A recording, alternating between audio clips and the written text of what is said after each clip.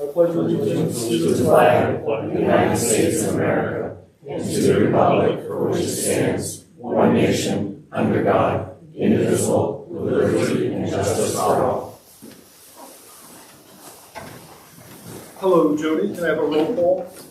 Anthony Reynolds. Eugene Sullivan. Here. Stephanie Euler. Jonathan Smith. Here. Brian Denziano. Here. Debbie Koalas. Here. David Hart. Here. Aubrey Searway. Here. Hannah Waney. Here. All right. Can I have a motion to approve the minutes of the January 12th and February 2nd meeting? So moved. Seconded. Any discussion? I guess I had a brief discussion regarding the special meeting. It was January 12th. The minutes probably should reflect the vote of the going into executive session. And it was 6-1. And I was the one that said no. Because I think that's been included in prior executive session votes. You meant February 2nd, right? The special meeting one, yeah, February 2nd, correct. Sorry about that. Any other discussion? Move to amend minutes as discussed. Second. All right, all in favor? Okay, vote passes. Chair comments, I do not have any comments. Time for superintendent's report. So the first one is a presentation on Key Club's decon trip to Massachusetts. And that would be by William Adams, Key Club advisor. Good evening. Good evening, everyone. Thank you for giving me the opportunity to speak tonight. Yeah, so I'm coming before the school board just to request permission for an out-of-state field trip. That seems to be the standard procedure for field trips. So I just want to mention a little bit about decon, what it is, and then give you guys some time for questions. I also have a student, Aubrey Searway, who's attended the conference 3 times and could also give a student perspective on that. The Key Club District Educational Conference is a wonderful opportunity for students to go and learn. The trip is in Springfield, Massachusetts this year, and they're in a hotel for a conference, and it's a wonderful way of seeing how students can perform at the highest level. They get to run workshops, they get to participate in workshops, they get to practice public speaking. I mean, all things that we're hoping to see from our students, and it's at an extremely high level. The whole, they follow the Roberts rules. They get to be going to a House of Delegates. They go through this whole process. And our club has done very well for the school and is well respected within the Key Club district. We've been attending this trip for the last 30 plus years, and I've been fortunate as the advisor to go on the last 5 trips of these as well. And so the students are learning about how they can impact their communities. They're learning about civic engagement. Which as a social studies teacher, I love seeing that as well. And then just public speaking, leadership skills. They get to hear from a keynote speaker and get to hear from each other. And they also do some community service projects, sometimes that they can bring back to the Herman area. We did a meal packing kit at a previous one that we were actually able to bring meals back to Herman for the local food pantry here as well. So it's just a wonderful opportunity for students to work on skills that they don't always get to see inside the classroom. And I'm open to any questions. Aubrey, did you want to share? Oh yeah, I guess Aubrey can. I'll just kind of throw, it's just a great way you get to meet a lot of other high school kids, and you get to see what's going on within their community and the community service activities they're doing to help promote success within their community. And you also just get to, meet everybody from across New England. The caucus sessions are really fun. You sit in a room, you listen to everyone who's running for the e-board, you get to listen to them all speak, and then you get to actually vote on who you want to govern your New England Key Club. So I really like that part of it. And this year, it's quite an honor. We actually have 2 students from Herman, one of them that is recently elected as a lieutenant governor that will be supervising 8 area schools of John Baptist and Brewer and Old Town and Hamden. And then we have someone running for the New England board that will be running and presenting their information at this district convention as well. And we've had past governors here from Herman. We've had past e-board members as well. So this would be great if that student could also do it again this year. Can I just ask how many students will be able to participate in this? So It's anywhere between 25 and 30. Our final numbers are coming in. They have a deadline of this Friday to get their numbers in, but it'll be around 20, 25 students. Nice. Yeah. And we've every club needs to send 2 delegates, at least for the voting piece, but it's great to have representation. And then it really impacts the club and the school with everything that they're able to bring back from this. And you can I love the bus ride back. You just see the excitement. The kids, they take notes while they're there during all the sessions, and they're sharing ideas. Oh, we could do this project in our community, or, I'm going to share about this. And you just see the confidence and excitement that they come back with. It's a really wonderful trip. How many schools attend, and what's the geographic area? So it's a unique geographic area. It's New England and Bermuda. It's the New England and Bermuda district. So it sort of got lumped in with the Kiwanis districting there. We're not particularly close to Bermuda, and so typically around 120, 130 schools attend. It's my understanding that Herman has gone to this in the past, right? Yes, like I said, the last 30 plus years we've gone every year except COVID. So it's an annual trip that our students look forward to, and it's all paid for by the students. They pay for it on their own. We can sometimes fundraise and do some scholarships and things like that, but the students pay for themselves. And how does school insurance or liability, how does that work? I had checked with. We can let Mrs. Youngblood speak to that. If you Oh yeah, just for any field trip. We verified today it's going to be RSU 87's bus and driver that are transporting the kids down, and they will be covered under RSU 87's policy as such. Anybody have any other questions for Mr. Adams? Well, thank you very much. Yeah, thank you guys for the opportunity, and the students really enjoy this. We appreciate your Thank you. Enjoy your blessing. trip. Thank you. Next on the agenda is the presentation on 3-year-old pre-K program I'm sorry. Next on the agenda is the audit presentation by Peter Hall.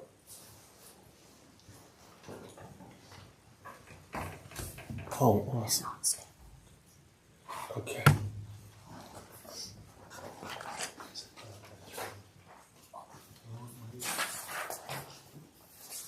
Do you want us to move out of the way? We have a projector. I know. I'm just going to say that.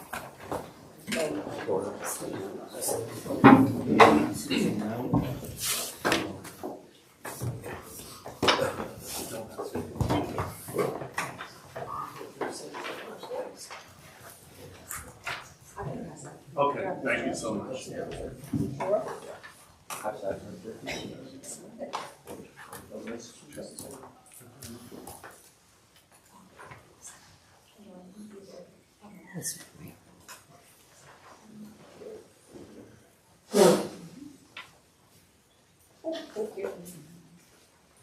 Sufficient? More than sufficient. Do I just flick this? Just the arrow will be fine. The up and down arrows will teach you between the pages. Here's your PowerPoint. Correct. I mean, not PowerPoint, sorry, PDF. Right, but it's coming from a PowerPoint, Right. so. Okay, great. Thank you for having me in this evening. As Dr. Sargent mentioned, my name is Peter Hall, and I've been serving as the town's and the school department's auditor now for the last 4 years, I believe. So I want to thank you for giving me the opportunity to come in this evening and discuss the results of the most recently completed financial audit for the town of Herman, which is for this past fiscal year ending June 30th of 2025. And in the 7 or 8 or 9 page handout that was just distributed, this is really where I'm going to be, I think, spending our discussion focused on. As a reminder, it's important to note that the school department, from a financial reporting standpoint, is just that. It's a department of the town of Herman. And under state law, there are a couple of different financial reporting and auditing models that a school administrative unit that is part of a town can adopt. One of which is to have the school department's financial activities and balances simply be reported and included within the overarching municipality's financial statements, and that's totally acceptable. That's what's always been done here, Herman, and that's in keeping with state regulation and statute. But what that does mean is that the school department as an entity does not receive its own separate standalone financial statements. So the information that is pertinent for this governing body and this constituency is rolled up into the financial statements of the town as a whole. Hence this PowerPoint. And what I use a PowerPoint like this for primarily is to cull out the particular pieces of information that I think are most germane to you folks as the governing body and your constituency, specific to the school department. So before I dive further into the PowerPoint summary, I do want to extend sincere gratitude to Dr. Sargent and everyone here at Herman School Department for working with me so closely and so well over the course of the audit procedures. And in particular, I really want to thank Mrs. Youngblood for all of your just super awesome assistance in everything audit related. And we'll talk a little bit more about that process in just a moment. So if we turn to the next page in your handout, just a couple of quick notes around the audit process itself, and then what the most important results of that audit process were. In terms of timing and workflow, our audit procedures commenced in November, so several months ago. As I mentioned, Mrs. Youngblood and all of her colleagues were extremely well prepared and very helpful throughout the audit process, and put up with what I'm sure at times must have seemed like endless questions and requests for information. But thank you for all your help through all that process. And so here we are, February 9th, and the reports I think will be actually going out final tomorrow. I think I just need one more signature on a document. And so it started in November, issued in February is the total timeline. In terms of the results of the audit process, and again, remember that the audit opinions that are being expressed in the audit report are certainly for the town as a whole, but it's inclusive of the school department's activities and balances. One other thing to keep in mind for this particular year's audit, as well as for the prior three, I think, we've been performing every year actually two entirely separate audits. One is the financial audit, which is geared towards looking at the financial statements and obtaining sufficient audit evidence to be able to express an opinion as to whether or not those financial statements are correct. At least in terms of material considerations. But because of the amount of federal financial assistance dollars that the school department has been receiving over these last 3 or 4 years, the town as a whole has been required to have a separate federal compliance audit performed every year. And that involves us coming in and testing the town as a whole's adherence to various compliance requirements that attach to various types of federal financial assistance. But every year that's necessarily involved testing some of the federal dollars here at the school department. So we did that again this year. For reference, for this past year's compliance audit, the federal programs at the school level that we tested were Title I and ESSER, and I think this is the last year we'll be testing ESSER. So in terms of the audit results, bearing in mind that there really were two separate audits, the audits reflect clean, unmodified opinions on the financial statements, which is exactly what you want. It means that the financial statements as presented are materially correct in accordance with generally accepted accounting principles. And also, the compliance audit is expressing a clean, unmodified opinion on compliance, which means that with respect to the programs that we tested, which again were ESSER Title I, and then over at the town side we tested the ARPA funds that were used on that side. That with respect to the federal programs that we tested, is that the town and inclusive of the school department complied materially in all material respects with the compliance requirements that are applicable to those federal grant dollars. As part of performing these audits, the financial or the compliance audit, we do perform a certain level of testing of the auditee and the town and the school department's internal controls around financial reporting and around compliance matters.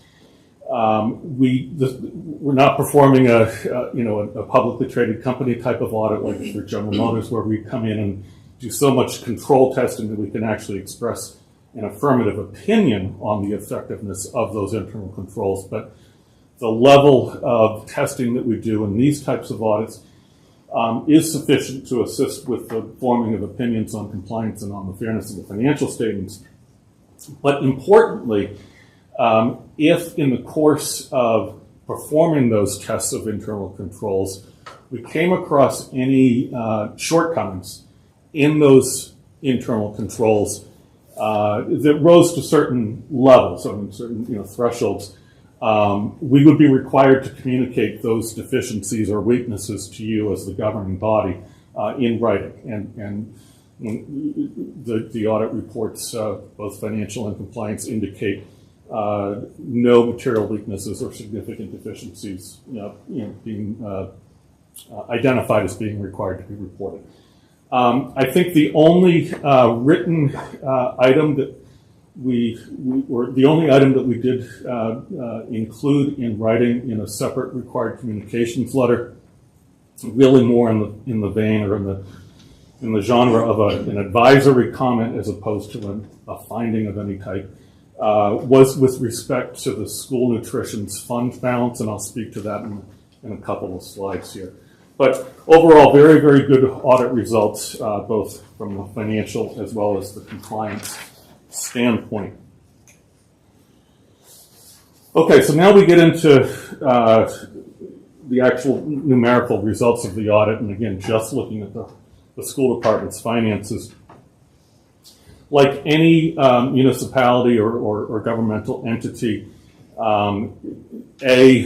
the school department uses fund accounting, so we break up all the activities, or you folks are carrying all the different activities of everything you do here within a number of different individual funds. And each fund is essentially like its own little accounting unit. But for our purposes, tonight at least, the 90-some-odd% of all of your activities here in the school department are run through the school department's general fund. That's what any municipality would see.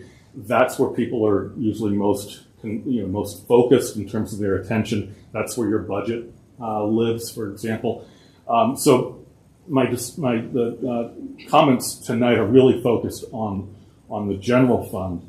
And on this slide, what I wanted to show was a 4-year sort of retrospective on the history, going back last 4 years, of your general fund balance. And again, just as a refresher, fund balance is essentially your assets minus your liabilities, and what do you have in that fund after you back out all your accounts payable and other things that you have to pay out.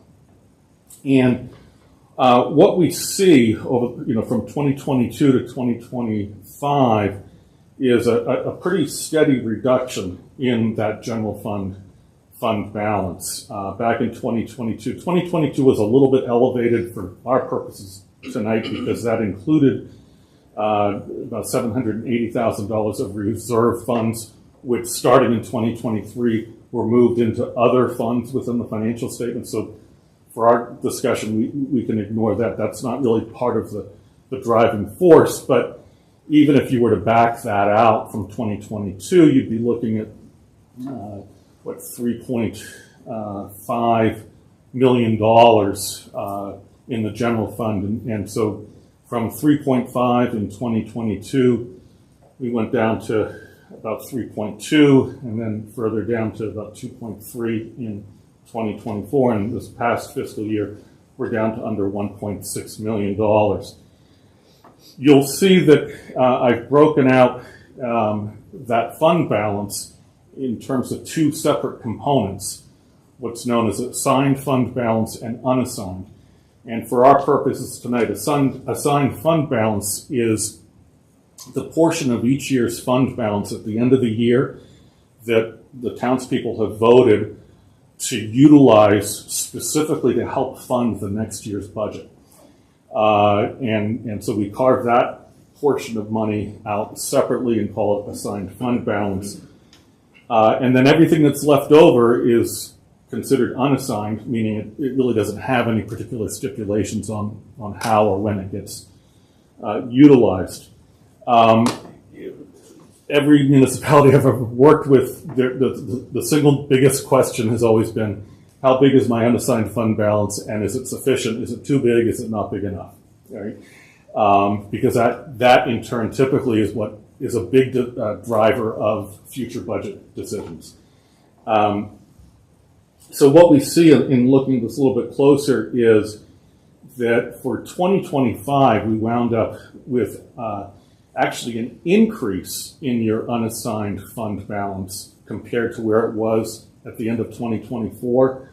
But that is solely the result of the fact that for the now current fiscal year that we're living in now, FY 2026, there was no use of the 2025 fund balance that was included in the FY 2026 budget. So by definition, then everything that was left in the general fund at that point was simply considered unassigned. I've got a more detailed slide a little bit later on that will talk to some of these issues in a little bit greater detail, but I just wanted to show you that history. One of the other concerns with any school administrative unit here in Maine is the state for quite some time has had a statutory cap on how much a school unit is supposed to carry in as unassigned fund balance at the end of each year in relation to its budget.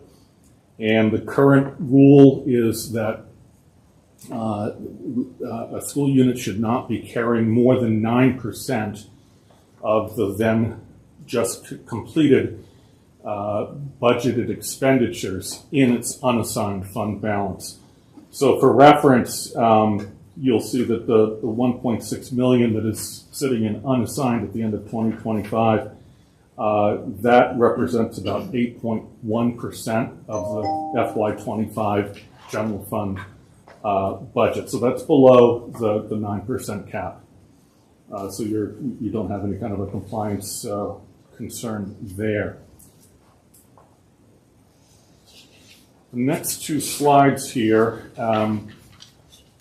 I'm focusing on, again, solely with respect to the general fund, your revenues and expenditures, budget versus actual. How did you perform against budget?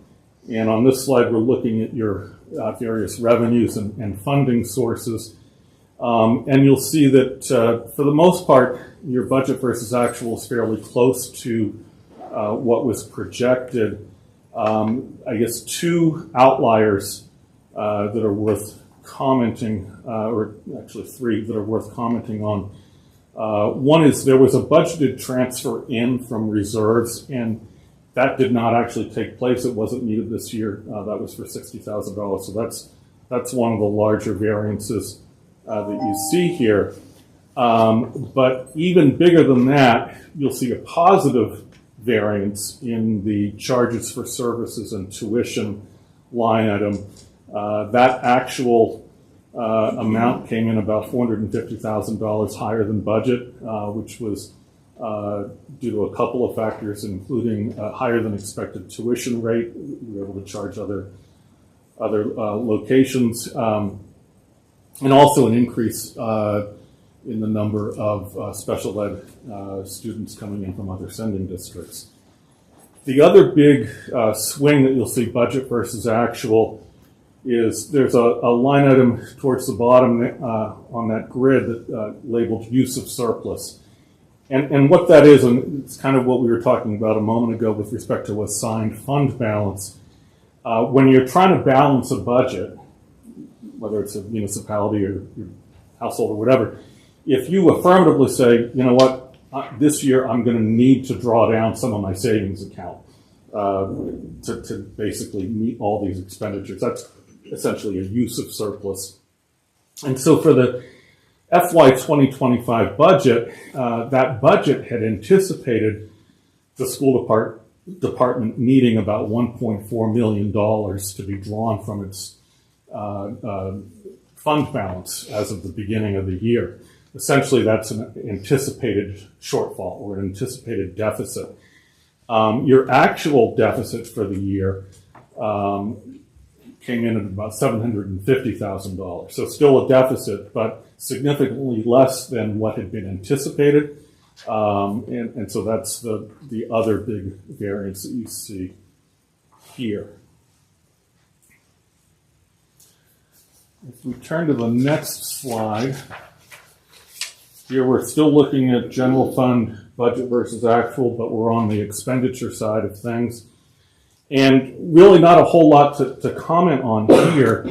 You'll see that there were no, so this structure is based on the 11 line cost center structure that DOE mandates. And you'll see that none of those 11 lines were overspent.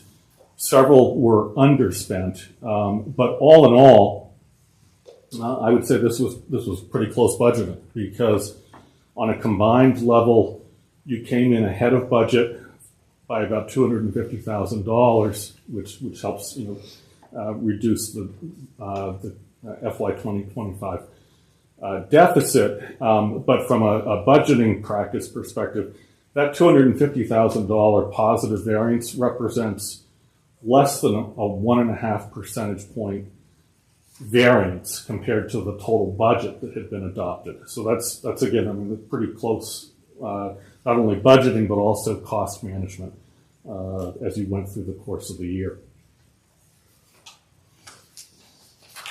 On the next slide, just a little more info from the revenue side of the general fund.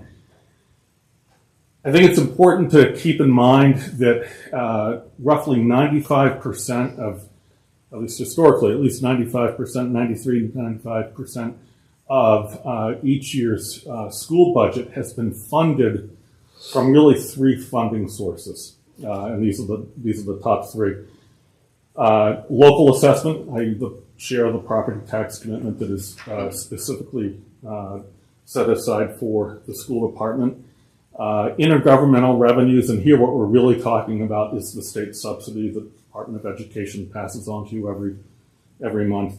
And then the third biggest segment of revenues is the whole charges for services and tuition bailiwick. And I think that the message that I take away from looking at this data is that, again, this is only a 3-year look back, but what you see is that, by the way, these percentages that I've depicted here, these are percentages of the various revenue lines that I just mentioned expressed as a percentage of the total general fund actual expenditures for that year.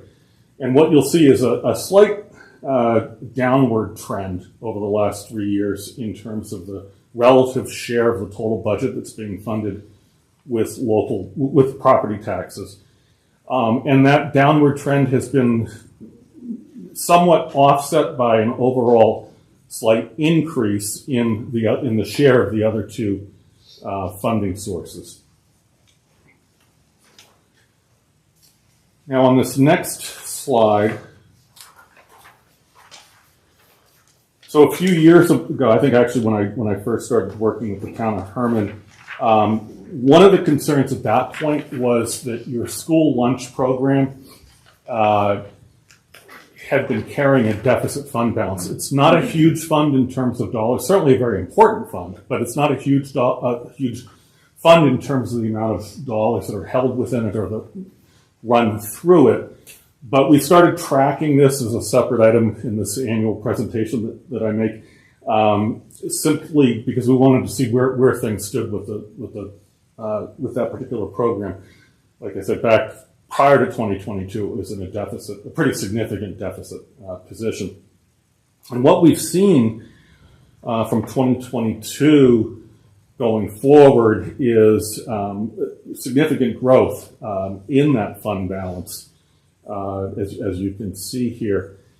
And this is kind of a nice segue back to the comment that I made earlier around the one written observation that we did include in our communications this year was with respect to this particular fund's balance, only insofar as the State Department of Education, really for the last couple of years now, has been essentially requiring that school departments spend their school lunch fund balances down to certain stipulated levels. A little bit of history. During and then after COVID, the state DOE decided that they were going to sort of unilaterally increase a lot of the reimbursement rates on the basis of which they were paying school administrative units to run their nutrition programs. And what that has done throughout the state is they basically gave out more money than school administrative units were able to effectively spend, like within that same time frame. So now the state is basically saying, okay, we want you to spend this down, and we have a plan in place that's being monitored and tracked and implemented this current fiscal year to get that fund balance down to a level that the state will be more happy with. Okay. We're not going to talk about every single number up here, but we've seen some swings in the general fund balance here, as we talked about. And keeping in mind that I've only got personal experience with the last, prior 3 years plus this year's audit, I was curious, frankly, more from an academic standpoint than anything else, I guess, to go back and see, what kind of history could I really glean from prior financial statement audits to see what has really been the history of your general fund balance and some of the financial activities that flow through it. So for this exercise, I was able to get data that made sense to compare here, going back to FY 2019 and going forward. And I'll leave some of this raw data for you folks to digest in your own time. But a couple quick things. On the very last tab, I've just depicted graphically the results of looking at this data. And what I did was for each year, I looked at a couple of different measures of fund balance as of the end of that year, the unassigned as well as the assigned fund balance. I looked at total expenditures that actually took place during that fiscal year. And then I looked at the top 3 revenue sources that we talked about a moment ago for each year in terms of actual dollars. And then I looked at what the actual bottom line surplus or deficit was that was generated for that particular year.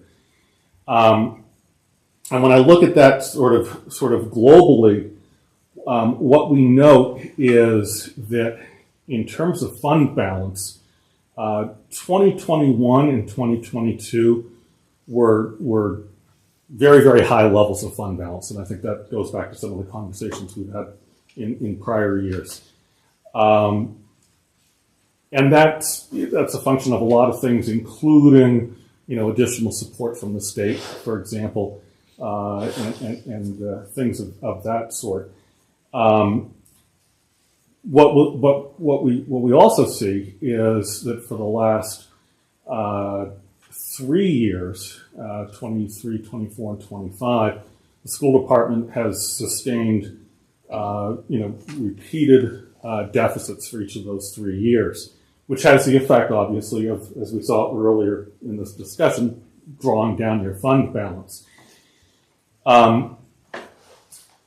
The fund balance has been drawn down to the point that at the end of 2025, there weren't sufficient funds there to be able to assign anything meaningful for the 2026 budget. And so I think some of that level of data is worth keeping in mind as you go forward. I'm hoping that this can provide some historical context for you as you develop future budgets. A couple of the other things that jumped out at me when I looked at this data was if you look at that 7-year time span from 2019 to 2025, the total general fund expenditures grew by almost 50%. Total town assessments, property tax contribution, property taxes that were dedicated to education, those grew by about 20%.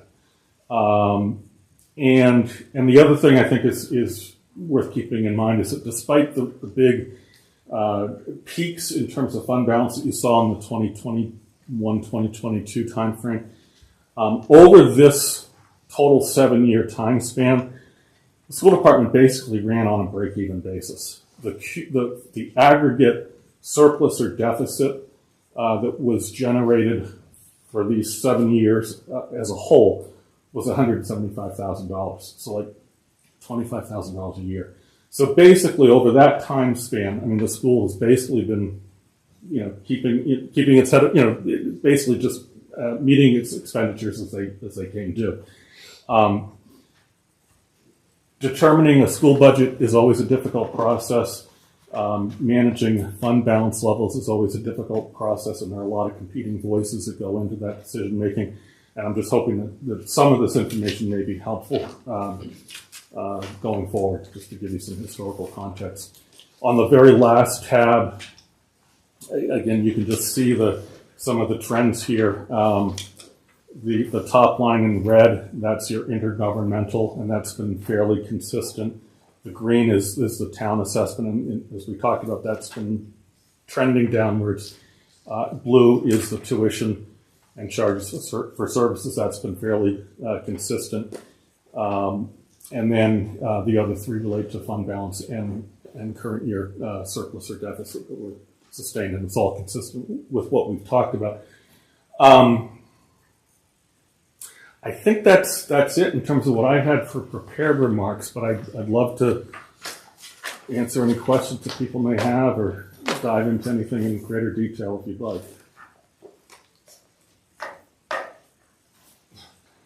So is the only thing the school controls from the 3 sources of funding is the charges for services? Is that basically true?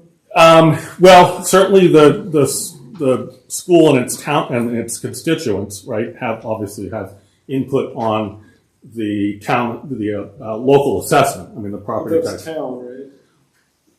Yes, but that certainly involves you folks as well. But that's a collective decision of the town as a whole. The subsidy is really driven first and foremost by the state.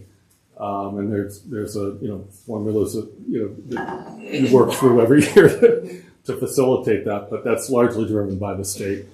And some of that also impacts your actual approved tuition rate as well, which then would drive the charges or impact the charges for service revenue that you were referring to. I got more. Please. So you talked about the unassigned fund balance, and then I think you said 9%. That's the cap. Yeah. And we're at 8.1. 8.1 as of this past fiscal year. Yeah. And is it true that the school has more latitude in terms of reserve funds than the town does, or? Excellent question. This, and I may have been, I've opined in that direction myself in prior years.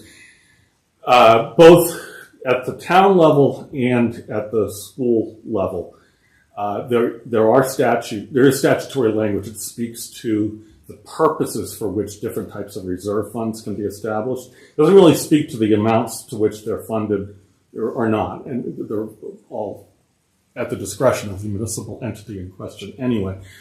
But in terms of the purposes for which reserve funds can be established, the school department does have more latitude. It is set, if you read through the statute, it lists all these different specific examples of things that you could establish a reserve fund for, and then at the end it says, or you can basically establish a reserve fund for any of the 11 cost center lines that we talked about. So it really gives you quite a bit of latitude. On the muni side, there's more stringent language. Yes. This might actually be a better question for Jamie, but historically, prior to 2019, wasn't the unassigned fund balance cap 5%? And then there was a change made due to, I assume, COVID. But. Exactly correct. And it was, I think that change took place probably either in 2020 or 2021. But yes, up until then, it had been 5%. And there actually was a period of time back in the 20 teens where that law had been on the books forever. And then they took it, they did away with it for a period of time in the early to mid 20 teens. They put it back in place at 5%, as you mentioned. And then for COVID, they bumped it up to 9%. When they bumped it up to 9%, that particular statute had a sunset provision whereby for this now current fiscal year, it was supposed to retreat back to 5%. But it was pointed out to me just a couple of weeks ago that just in this past legislative session, they removed that sunsetting feature. And so without further legislative action, if it ever takes place right now and for the foreseeable future, it's simply at 9%. So no reduction down to 5%. But the other thing to keep in mind about the 9% or 5% is there's also always been a provision that says, hey, school department, if you come in if your unassigned comes in below the cap, we're not even going to bother you. If you come in above the cap, that's not necessarily awful, but what it does require you to do, if we ask, is to make an intentional earmarking of how you're going to use that excess above, say, 9%. And you can develop a plan whereby you would utilize that excess over the next 3 fiscal years. And if you fail to do any of that, then they're going to start looking at taking back some of your subsidy. But so even above the 9%, you do have some wiggle room. You just have to show them that we actually have a plan for how we're going to use that. Yeah, and the reason I brought it up was simply because we were planning on going back to the 5%. So when we see that this past year we didn't use any of our unassigned fund balance, part of that was because we were expecting it to be a 5% cap. Yeah, and it was just just changed this year. It was I think it was over the course of this past summer.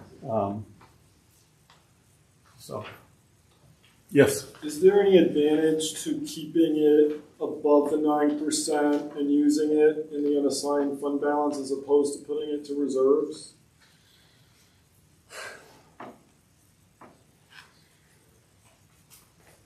If I were a decision maker, I would probably opt for the latter and not the former. Only because given the latitude that you have by statute for, setting up and utilizing reserve funds, you've got more freedom there. Whereas if you exceed the 9%, yes, as we talked about, you still have some wiggle room to play with it, but you at least have to go through the process of demonstrating to DOE, okay, we're going to spend that down over the next 3 years. It's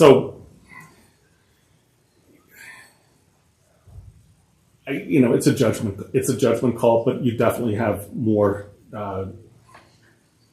flexibility if you were. Now, on the other hand,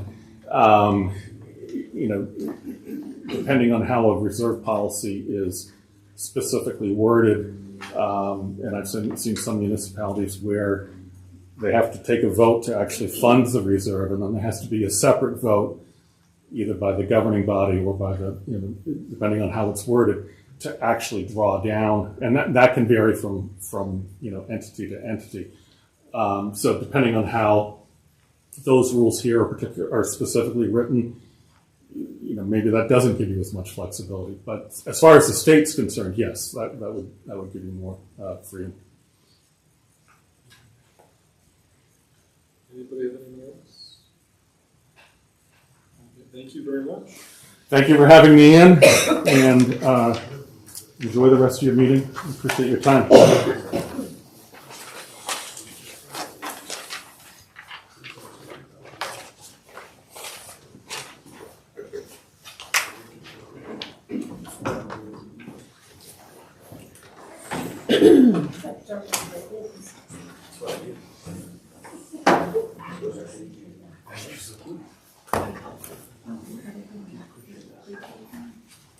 Okay, now we're going to go to the presentation on the 3-year-old pre-K program with David Nason.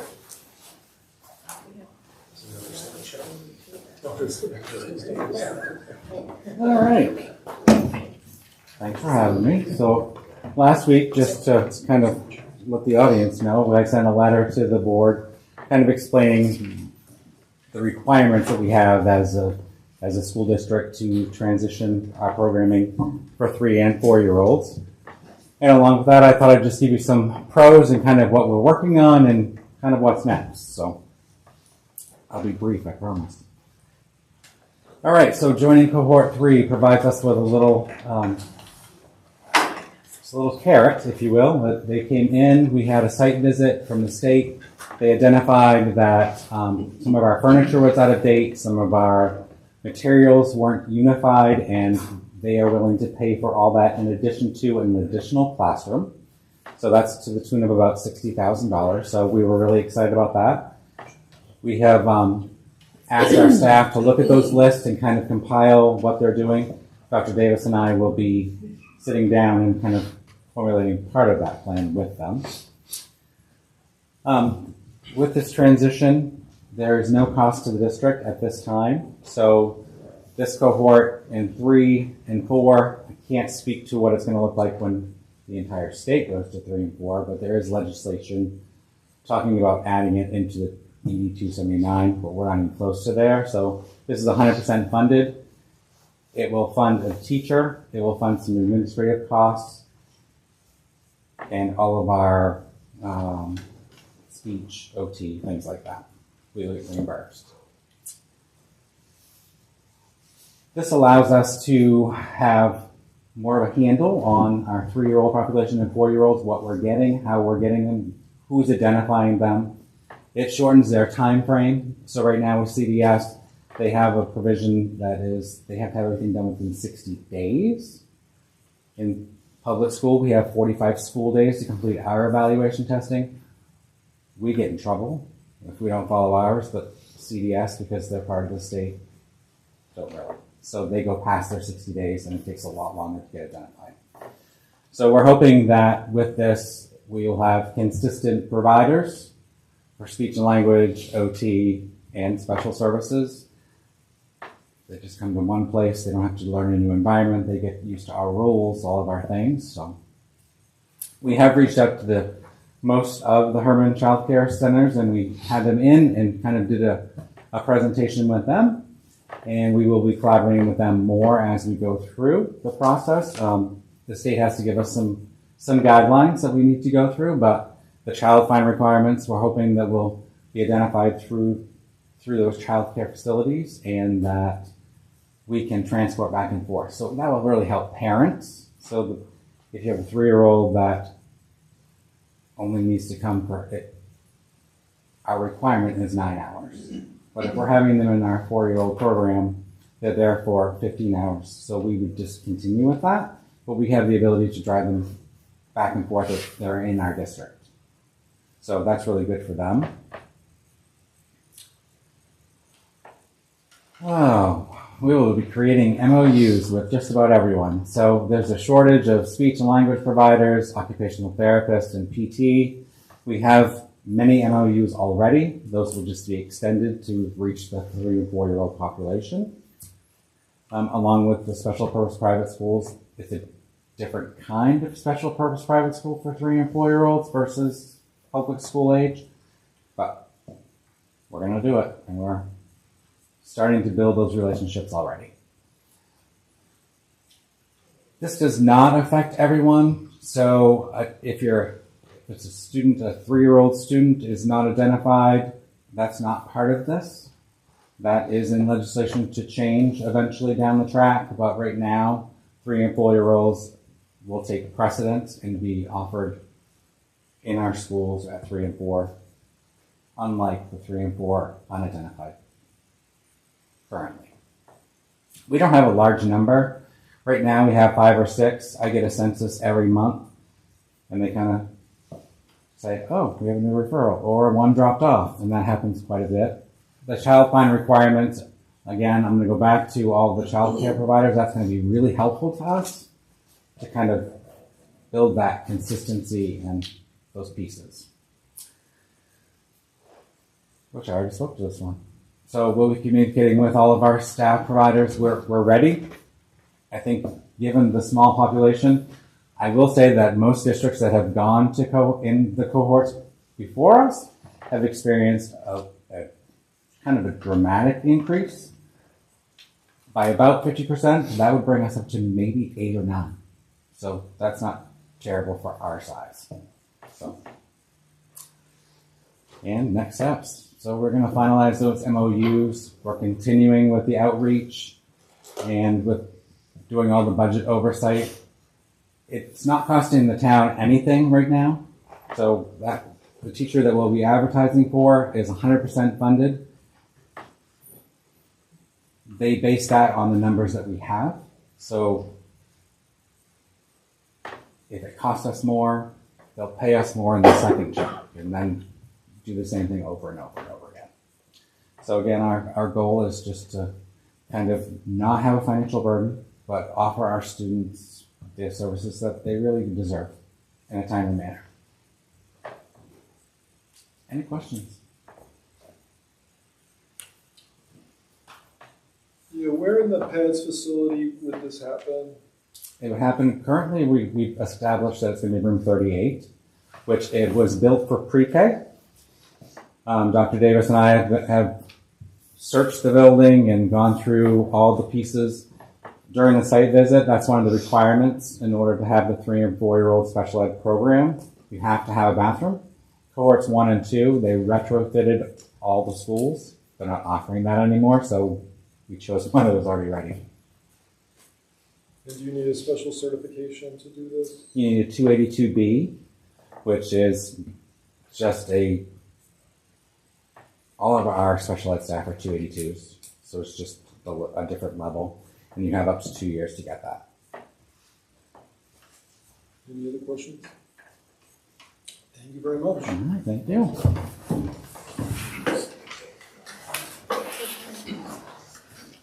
Do you have any student reports? Okay. Key Club is seeking permission to go to this year's district educational conference held in Springfield, Mass. Students will participate in caucus sessions, community service projects, and leadership seminars. Today was the first day of Winter Carnival put on by our student council. We will have week-long activities and events to attend, supporting unity within our school. In accordance with Winter Carnival, Student Council is requesting donation for Charles House.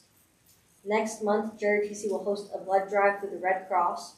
Students and all staff of the Herman School Department are welcome to donate. NHS and Key Club will assist JRTC with this event. Today, cadets went to Herman Mountain to assist with Winter Special Olympics. And tomorrow, juniors and seniors will participate in the Choices Matter Assembly. Boys and girls basketball have both finished their regular season and have moved on to the tournament. The boys will have their first game against Belfast this Friday, the 13th at 5:30, and the girls will have their game against Presque Isle this Saturday, the 14th at 7. Track has competed in PVCs, and we have approximately 30 athletes make it to states in their respective events, which is happening on the 16th at Bates. And Herman's own Tyler Slate broke his own record at shot-put at PVCs with a distance of 48 feet, 5.5 inches. Swimming has their KVAC regional meet this Friday the 13th. Cheering has been very successful in their season, being runners-up in all of their competitions, including states last Saturday. Her hockey senior night was also this most recent Saturday. Our own Justin Largay was their only senior, and they're finishing their season soon and heading to playoffs. JV boys and JV2 boys are in the PVC semifinals. They played tonight, and if they won, they advanced to championships this Thursday the 12th at Brewer High School. Wrestling state championships are this Saturday at Madinock Academy, and we have our at-home one-act performance Thursday, March 5th, and we'll be going to Ellsworth to compete in the main drama festival that weekend. Thank you. Next up, subcommittee reports. Brian, you're going to do finance facility? I am.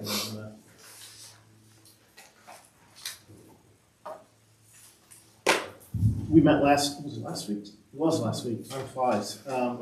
We met last week, went over this cost center summary report for January.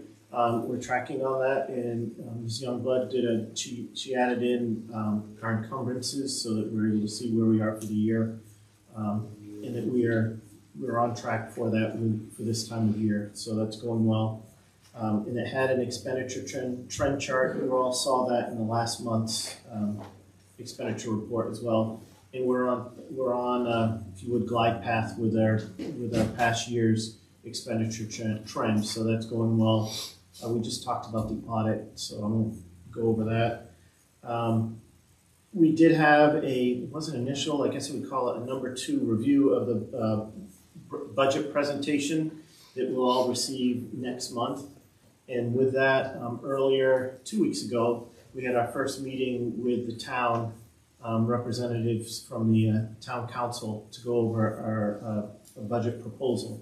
So those numbers are being finalized, and I believe there's a binder for the committee members on the budget before they leave. If you can make sure to get that and review it, and also the draft of the presentation was in a link.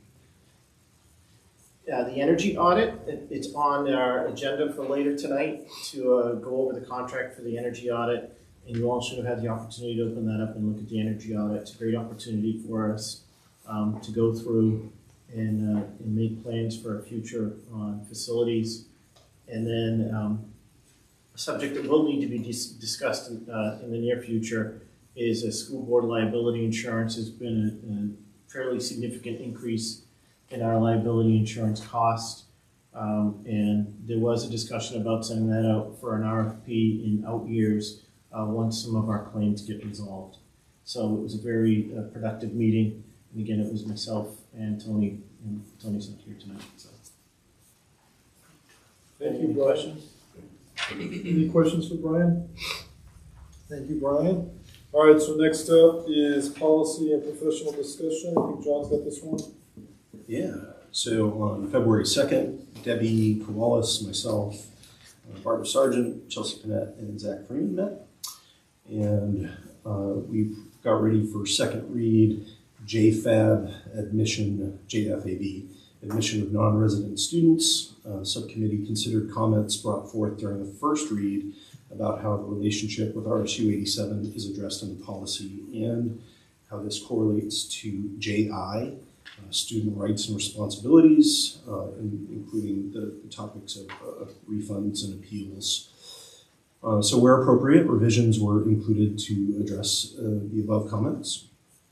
And then for first read consideration, we looked at policy KFB, benefit activities. It was recommended to abolish this as it is no longer current or accurate. Policy KH, solicitation in schools. We're looking at significant revisions. We're suggesting significant revisions to eliminate wordiness and reflect current practices. Policy KHB, advertising in the schools. Suggested minor revisions to better reflect school committee practice and philosophy. And policy KHC, distribution of non-school materials. Suggested minor revisions here as well, including referencing the school committee instead of school board. So there's alignment in that language across policies. And then next up, the subcommittee is reviewing policy AFB, which is the evaluation of superintendent of schools, and we'll bring a revised policy forward next month for first read consideration. Thank you, John. Next up is public comment. This is an opportunity for members of the public to comment on agenda items, contribute information that may be of interest to the school committee, or ask clarifying questions. Please wait to be recognized and identify yourself before speaking. This is not a time to register complaints or promote a personal agenda. Please remember that you may not identify any person by name or job function. Do we have any public comment? Okay. No public comment. Now we are going to move to business and finance. Can I have a motion regarding the donation? So moved. Second. Any discussion? Just had a question. Do we approve donations or we just recognize them? We should Recognize. just be acknowledging them at this point. Okay, so do we want to amend that and just motion to acknowledge? So, Actually, shouldn't even require a motion, it should just be we acknowledge. okay, so we acknowledge $2,000 donation to the Patricia Adron School from the Tri Savings Bank, correct? Okay, can I have a motion on the BIMS energy wallet? So moved. Second. Any discussion? All those in favor? I just had one Oh, quick. sorry about that. The Herman School Department agrees to sponsor future meetings. What does that actually entail? I see.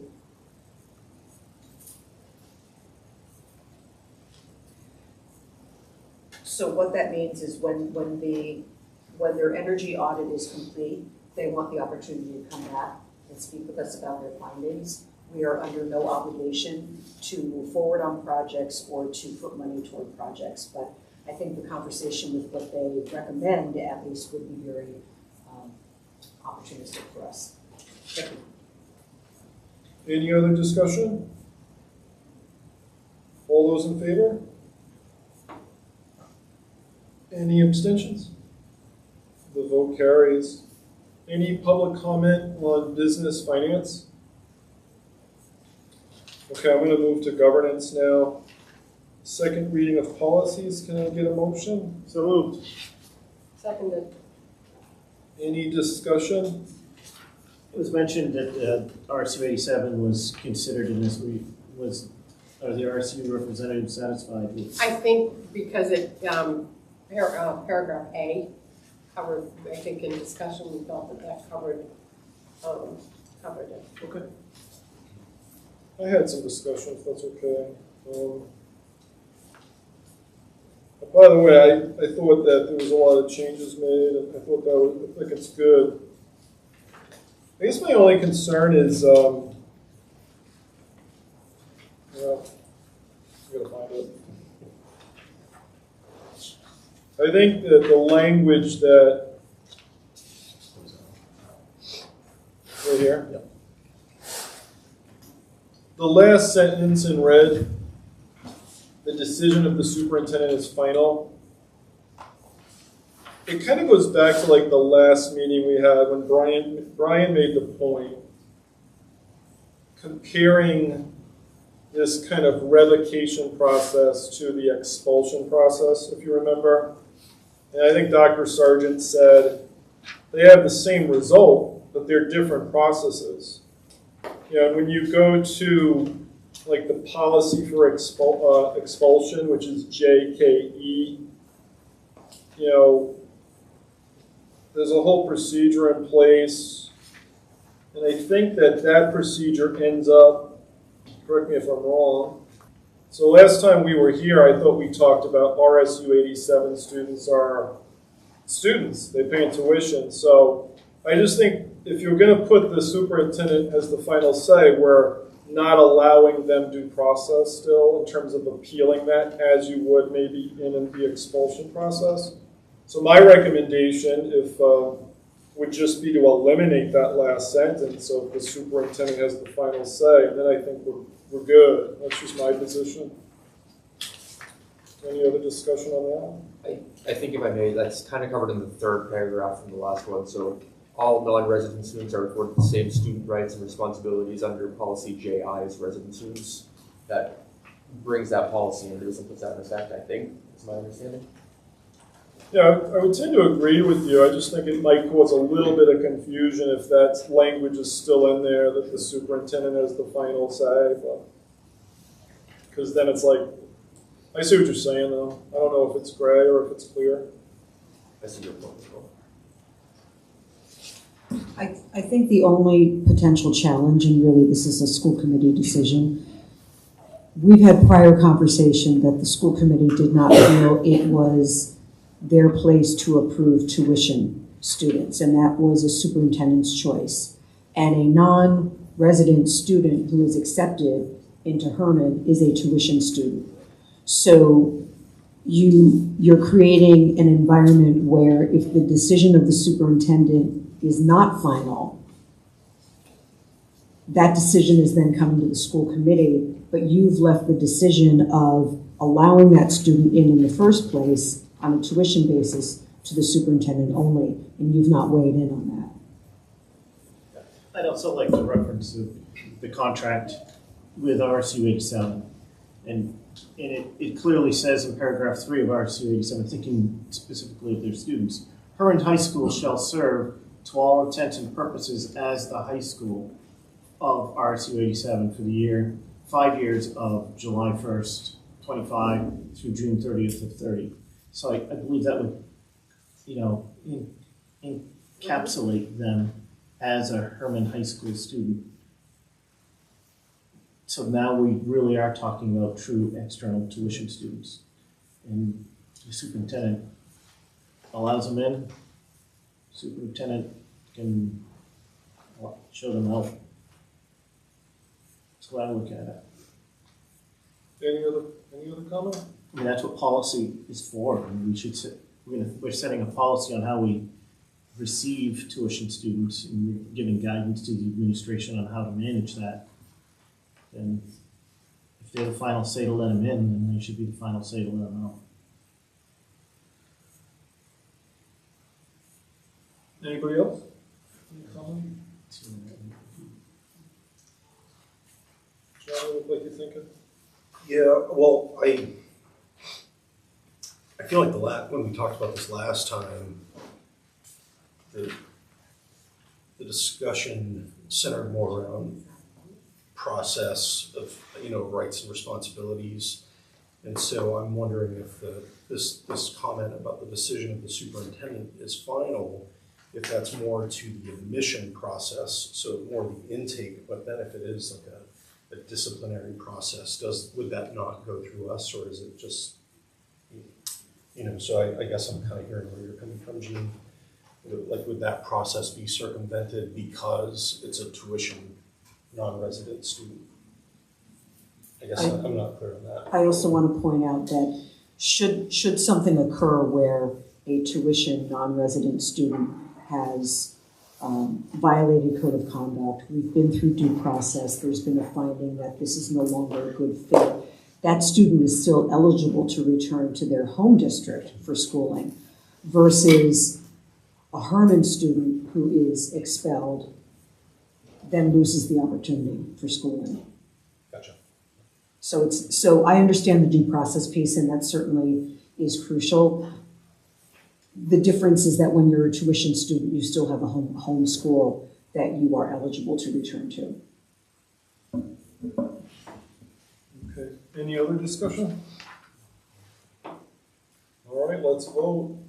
All those in favor? All those opposed? Any abstentions? All right, vote passes. And then, let's see here. We're moving to the first reading, right? Yes. All right. Can I have a motion? You guys want to take these as a group or individually? All right, let's take them as a group unless doubted. So can I have a motion on that? So moved. Seconded. Any discussion? Just so we know, we're abolishing KFB, amending KH, solicitation in schools, amending KHB, advertising in schools, and amending KHC, distribution of non-school materials, as presented.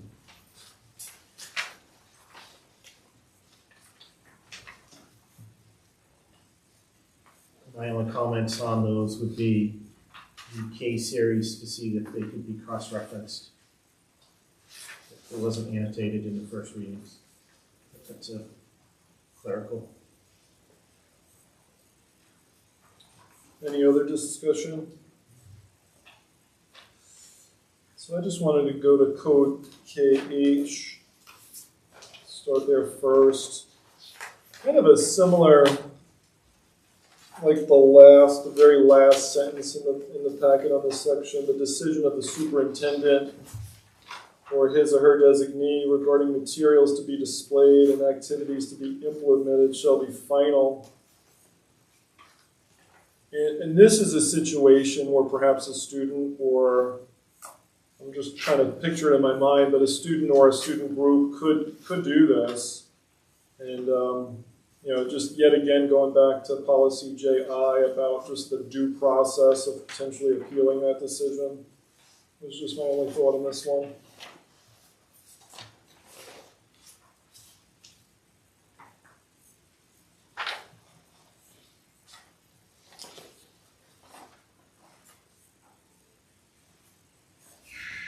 I had one more, but I'm struggling here.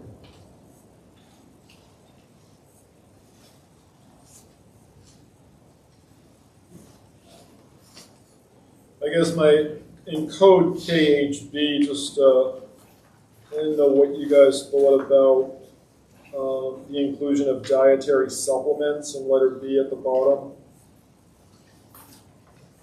in terms of advertising. We're talking about tobacco products, alcoholic beverages, drugs, performance enhancing substances, or dietary supplements. Just the inclusion of dietary supplements, I just caught my eye. I didn't know if we wanted to discuss that at all, if that should be in there or not. Those are my only comments. Any other discussion? I think having that in there is appropriate. I think dietary supplements, as far as youth goes, should be looked at by a parent and possibly their family doctor, and having any sort of advertising of that or any sort of promotion in the school could have effects that we don't want to be involved in. Yeah, I can't remember the name of it, but years ago it was kind of a trend. There was like some weight loss accelerant substance kids were taking, and it was leaving some problems. So I can see it having a place if that's what it's meant to speak to.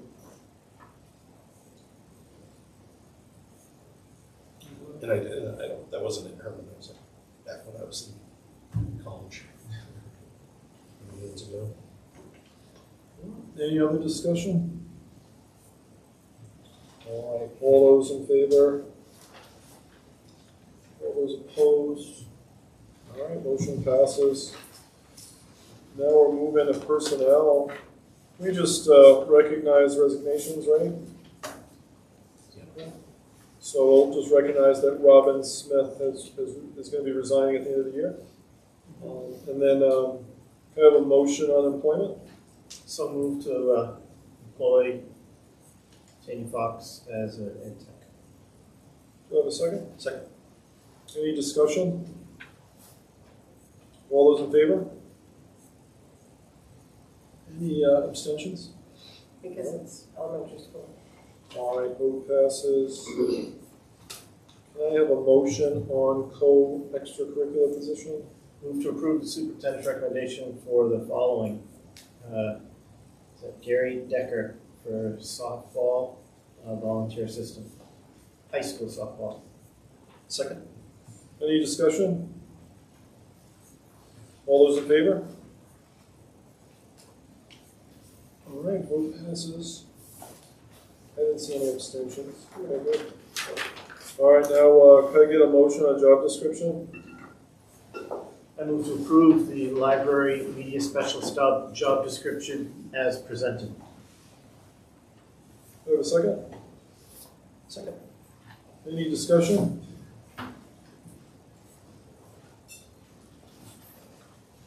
Any discussion on that one? All right. All those in favor? All right, vote passes. Any public comment on, I probably skipped a couple of opportunities for public comment on governance as well as personnel for public comment. All right, move into, there's no instruction or program, so we're gonna move to operations. Can I get a motion on that one? I'll make that motion. All right, so do I have a second? Second. Any discussion? Just, it's the motion to approve the key club, right? Yep. So this is the one we had a presentation on. Any discussion? All set. All right, all those in favor? All those opposed? Vote carries. All right, any discussion, any public comment on operations? So it looks like we're all set to adjourn at 7:48. Any opposition? All right. Motion unless doubted, something like that. I think that's what Tony says.